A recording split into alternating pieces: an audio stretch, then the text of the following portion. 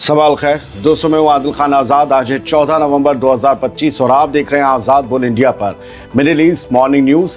इस शो में आज आपको दिखाएंगे 2 दिन में तुर्की का दूसरा प्लेन क्रैश, हाथ से कम शक ज्यादा, खतरे में गजा के 9 लाख बेघर लोग, तेजी से बढ़ रहा समुद्री तूफान, इसराइल की नई चाल, अमेरिका से 20 साल का सिक्योरिटी पैक्ट मांगकर सपोर्ट लॉक करने की कोशिश, सेटलर्स का आतंक बढ़ा, प्रेशर में आई इसराइल की लीडरशिप भी हुई शर्मिंदा, ईरान ने यूएन में की अपील, अमेरिका और इसराइल पर एक्शन लेने की मांग, सीरिया ने खोल दी लंदन में एम्बेसी, बरसों की ठंडक के बाद रिश्ते पिघलने लगे, और इराक इलेक्शन में सूडानी अलायंस फिर आगे, सिस्टम वही, उम्मीदें कम। शुरुआत करते हैं शो की। 2 दिन के अंदर 48 घंटे के अंदर तुर्की का दूसरा प्लेन क्रैश हो गया। दुनिया दंग भी है और सवाल भी उठा रहे हैं, हादसा है या कुछ हुआ है। क्रोएशिया में तुर्की का एक फायर फाइटिंग प्लेन जुमेरात को क्रैश हो गया, जिसमें पायलट की मौत हो गई। यह हादसा उस वक्त हुआ जब तुर्की के 2 एयरक्राफ्ट मिशन खत्म करके अपने मुल्क लौट रहे थे। 2 एयरक्राफ्ट, दोनों जहाजों का एयर ट्रैफिक कंट्रोल से अचानक कांटेक्ट टूट गया। इनमें से एक प्लेन महफूज तरीके से क्रोएशियन एयरपोर्ट पर लैंड हो गया, लेकिन दूसरा सीधा गिरकर तबाह हो गया। यह हादसा उस हादसे के सिर्फ 48 घंटे बाद हुआ जिसमें तुर्की का एक मिलिट्री प्लेन क्रैश हुआ था, जिसमें 20 लोग मारे गए थे। तुर्की के फॉरेस्ट्री मिनिस्टर इब्राहिम युमावली ने एक्स पर लिखा कि हमने एक और प्लेन खो दिया, ये बहुत बड़ा नुकसान है। लेकिन दोस्तों, एक के बाद एक तुर्की के जहाज क्यों गिर रहे हैं, इसको लेकर लोग सवाल कर रहे हैं। ये भी सवाल किए जा रहे हैं कि कहीं ये जहाज गिराए तो नहीं जा रहे। बात गजा की, जहां 9 लाख बेघर फलस्तीनी एक तूफान की सीधी जद में फंस सकते हैं, उन पर खतरा मंडरा रहा है। गजा के खान यूनिस शहर की म्युनिसिपैलिटी के तर्जुमान साइब लक्कान ने यह बताया है कि अलमवासी के समंदर के किनारे वाले इलाके में 9 लाख से ज्यादा बेघर फलस्तीनी सिर्फ प्लास्टिक के टेंट्स में रह रहे हैं, और ऊपर से एक बड़ा तूफान इस तरफ बढ़ रहा है।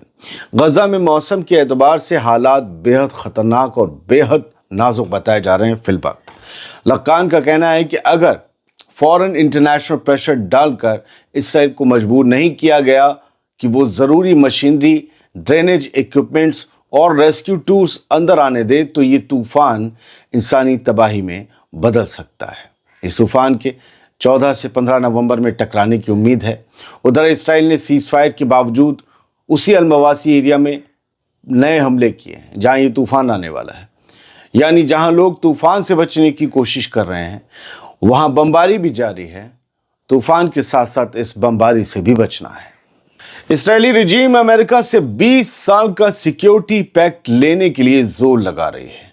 ये खेल लंबी मियाद की फौजी मदद को पक्का करने की कोशिश के तौर पर भी देखा जा सकता है। आप सुनिए और खुद देखिए क्या है। एक्सियोस की रिपोर्ट के मुताबिक इसराइल ने अमेरिका के सामने जो नया प्लान रखा है, वो अब तक की सबसे बड़ी मिलिट्री असिस्टेंट डिमांड है। इसराइल चाहता है कि अमेरिका के साथ सिक्योरिटी एग्रीमेंट को 20 साल तक बढ़ा दिया जाए, यानी पहले से दोगुनी मियाद, और उसमें ट्रंप की अमेरिका फर्स्ट पॉलिसी को ध्यान में रखते हुए स्पेशल क्लॉजेस डाले जाएं। इसराइल का मतलब अमेरिका फर्स्ट में तो अमेरिकन फर्स्ट है, तो उसमें इसराइल दरकिनार हो जाएगा। तो वो कहते हैं कि हमें दरकिनार मत करो, लेकिन अपनी अमेरिकन फर्स्ट पॉलिसी में स्पेशल क्लॉजेस डालो ताकि इसराइल के लिए ऑक्सीजन आने का जरिया बना रहे, मदद भी आती रहे, हथियार भी आते रहे। इसराइल इतनी चालाकी से काम ले रहा है। खैर, इसराइल का असल मकसद ये है कि अमेरिका में फॉरेन एड को लेकर जो शक और नाराजगी बढ़ रही है कि दूसरों को मदद मत दो, अपने घर को पहले देखो, खासकर ट्रंप के मैगा बेस में, उसके बावजूद वो अपनी लंबी मियाद के फौजी सपोर्ट को अभी से लॉक कर ले, ये इसराइल की हसरत है।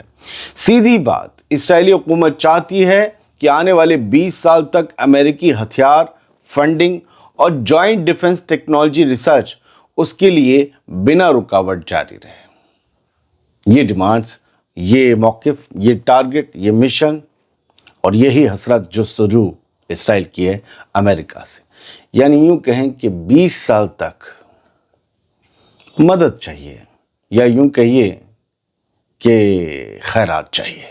अब बात वेस्ट बैंक की, जहां हालात बेहद ख़राब हैं, गजा से भी ज़्यादा। اسرائیلی فوج نے الخلیل کے قریب بیت عمر کے علاقے میں 2 فلسطینی بچوں کو گولی مار کر شہید کر دیا، جس سے اس علاقے میں حالات ٹینس ہیں اور لوگوں میں ڈر اور غصے کا ماحول ہے۔ فلسطینی نیوز ایجنسی وفا کے مطابق یہ واقعہ بیت عمر قصبے کے جنوبی حصے میں پیش آیا، جہاں اسرائیلی فوجیوں نے 2 بچوں پر فائرنگ کی۔ فائرنگ کے بعد فوج نے بچوں کی لاشیں ضبط کر لیں اور پورے علاقے کو بند کر کے اسے فوجی زون قرار دے دیا۔ اس کے ساتھ ہی نارتھ غزہ میں بھی ہیومن کرائسس بہت گہرا گیا ہے۔ دوسری جانب اسرائیلی فوج نے 24 گھنٹے پہلے غزہ سے لگتی زکم کراسنگ دوبارہ کھولنے کا اعلان کیا تھا، آپ کو ہم نے بتایا تھا، مگر کراسنگ کل بھی بند رہی اور کسی ٹرک کو غزہ میں داخل ہونے کی اجازت نہیں دی گئی۔ اب کچھ خبروں میں کہا جا رہا ہے کہ کچھ 8 ٹرکس اندر آئے ہیں۔ زکم کراسنگ غزہ میں داخل ہونے والے 7 زمینی راستوں میں سے ایک ہے، لیکن اس وقت صرف 2 کراسنگ کو لمیٹڈ وے میں کھولا گیا ہے، جس سے لاکھوں فلسطینیوں کی زندگی بری طرح سے متاثر ہو رہی ہے۔ شاید پہلی بار ایسا ہو رہا ہے کہ اسرائیل کی لیڈرشپ اور فوج نے ویسٹ بینک میں سیٹلرز کے حملوں کو کنڈیم کیا ہو۔ اسرائیلی پریزیڈنٹ اسحاق ہرزوگ اور آرمی چیف ایال زامن نے ویسٹ بینک میں سیٹلرز کے بڑھتے ہوئے حملوں کی سخت مذمت کی، جو عام طور پر سرکاری سطح پر نظر انداز کیے جاتے تھے۔ کبھی اسرائیلی حکومت ان حملوں کی مذمت کرتی ہی نہیں تھی۔ ایسے کھلے ہوئے غنڈے ٹیررسٹ چھوڑ دیے جو فلسطینیوں کی زمینیں قبضاتے تھے، آگ لگاتے تھے۔ اسرائیلی پریزیڈنٹ نے فلسطینیوں کے خلاف سیٹلرز کے حملوں کو چونکا دینے والا اور سنگین قرار دیا۔ انہوں نے ایسے انسیڈنٹس کو فوراً روکنے پر زور دیا۔ اصل میں یہ ڈرامہ اس لیے ہو رہا ہے کیونکہ کل ہی فرانس کے پریزیڈنٹ ایمنوئل میکرون اور امریکی فارن منسٹر مارکو روبیو نے یہ کہا تھا، ان حملوں کو لے کر وارننگ جاری کی تھی کہ اس سے نہ صرف غزہ کی جنگ بندی خطرے میں پڑ سکتی ہے، بلکہ مڈل ایسٹ میں ایک بڑی ٹینشن بھی شروع ہو جائے گی۔ ایک ایسی آگ لگے گی کہ پھر اسے بجھانے کے لیے شاید بہت کوششیں کرنی پڑیں گی۔ اسرائیل کی department for internal police investigations کے انویسٹیگیٹرز نے ایک سینئر اسرائیلی پولیس افسر کو حراست میں لیا۔ سینئر پولیس افسر پر پاور کے غلط استعمال اور سینسٹیو جانکاریاں لیک کرنے کا الزام ہے۔ شک ہے کہ اس پولیس افسر نے اسرائیلی پولیس کی کرائم یونٹ کی جانچ میں انٹرفیئر کیا۔ مقامی میڈیا کے مطابق یہ انٹرفیئر ایک ایسے بزنس مین کو فائدہ پہنچانے کے لیے کی گئی جو اس افسر کا قریبی سمجھا جاتا ہے۔ بات ایران کی۔ ایران اب یونائٹڈ نیشنز کے ذریعے امریکہ اور اسرائیل سے ہرجانے کی ڈیمانڈ کر رہا ہے۔ ایران نے UNSC یعنی یونائٹڈ نیشنز سیکیورٹی کاؤنسل کو خط لکھ کر یہ الزام لگایا ہے کہ امریکہ نے اسرائیلی حملوں میں لیڈ رول ادا کیا، مین رول، جس کے نتیجے میں ایران میں 1000 سے زیادہ بے گناہ شہری وہ جون مہینے کے حملے میں مارے گئے۔ ایران نے کہا کہ انٹرنیشنل قانون کے تحت امریکہ اور اسرائیل دونوں ان حملوں کی ذمہ دار ہیں اور انہیں مکمل ہرجانہ ادا کرنا ہوگا۔ ایران کے فارن منسٹر عباس اراغچی نے سیکیورٹی کاؤنسل کو یہ خط لکھا ہے۔ ایران نے کہا ہے کہ ان حملوں میں ہماری پیسفل نیوکلیئر سائٹس کو بھی نشانہ بنایا گیا جو کہ IAEA کی نگرانی میں تھے۔ ایران نے سیکیورٹی کاؤنسل سے مطالبہ کیا ہے کہ وہ اپنی ذمہ داری ادا کرے اور امریکہ اور اسرائیل کو ان حملوں پر جواب دہ بنائے۔ امریکہ کی دارالحکومت واشنگٹن میں 19 نومبر کو ایک سعودی اور امریکی انویسٹمنٹ فورم آرگنائز کی جائے گی، جو سعودی کے کراؤن پرنس شہزادہ محمد بن سلمان کے امریکی دورے کا اہم حصہ ہوگی۔ یہ فورم دونوں ممالک کے بڑھتے ہوئے اسٹریٹجک، اکنامک اور سیکیورٹی تعلقات کی عکاسی کرتی ہے۔ رائٹرز کے مطابق سعودی عرب کے کراؤن پرنس محمد بن سلمان 18 نومبر کو پریزیڈنٹ ڈونلڈ ٹرمپ سے وائٹ ہاؤس میں ملاقات کریں گے اور 19 نومبر کو ایک اہم انویسٹمنٹ فورم واشنگٹن میں منعقد کی جائے گی۔ امریکی حکام نے اس شیڈیول کی تصدیق کی ہے۔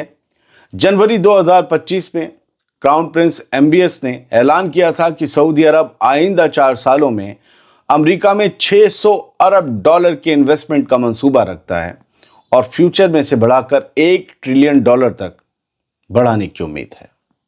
سیریا نے برسوں بعد یونائٹڈ کنگڈم میں اپنی ایمبیسی دوبارہ کھول دی ہے، جس سے دونوں ملکوں کے تعلقات میں نئے دور کے آغاز کی امید ہے۔ سیریا کے فارن منسٹر اسد الشیبانی نے لندن میں واقع سیریا एम्बेसी में नेशनल फ्लैग लहराया और ऐलान किया कि एम्बेसी कई साल बंद रहने के बाद दोबारा खोली जा रही है। इस सिलसिले में एक प्रोग्राम के दौरान अल शैबानी ने कहा कि वो उम्मीद करते हैं कि सफारतखाने की बहाली से सीरिया को आलमी बिरादरी में अपना मुकाम दोबारा कायम करने में मदद मिलेगी। उनके मुताबिक ये कदम सीरिया के लिए आइसोलेशन से निकलकर नए रिश्ते बनाने की पहचान है। ब्रिटेन ने गुज़िश्ता हफ्ते सीरिया के सदर अहमद अल शरा पर लगी पाबंदियां खत्म कर दी थीं, जिसके बाद दोनों मुल्कों के ताल्लुकात में बेहतरी की राह हमवार हुई है। इराक के वज़ीर आज़म मोहम्मद शिया अल सुडानी के अलायंस ने मुल्क के पार्लियामेंट इलेक्शन में सबसे ज़्यादा वोट हासिल करके पहली पोजीशन हासिल कर ली है। इलेक्शन कमीशन के मुताबिक ये नतीजा मौजूदा लीडरशिप के लिए एक अहम सियासी कामयाबी के तौर पर तस्वुर किया जा रहा है। रॉयटर्स ने इससे पहले कमीशन के 2 अफसरों के हवाले से बताया था कि अल सुडानी का कोएलिशन या उनका अलायंस, उनका गठबंधन नतीजों में आगे है। सुडानी दूसरे टर्म के लिए प्राइम मिनिस्टर बनने की कोशिश कर रहे हैं, मगर मुल्क के कई नौजवान वोटर्स इस इलेक्शन को सिर्फ रिवायती पार्टियों के दरमियान पावर और तेल की दौलत के बंटवारे का जरिया समझते हैं। पावर और तेल की दौलत का बंटवारा इराक में जारी है। फिलहाल इन्हीं खबरों के साथ इस बुलेटिन में इतना ही। उम्मीद ये करते हैं साफ गोई से रखी गई खबरें आपको पसंद आई होंगी। सलामत रहिए, खुश रहिए।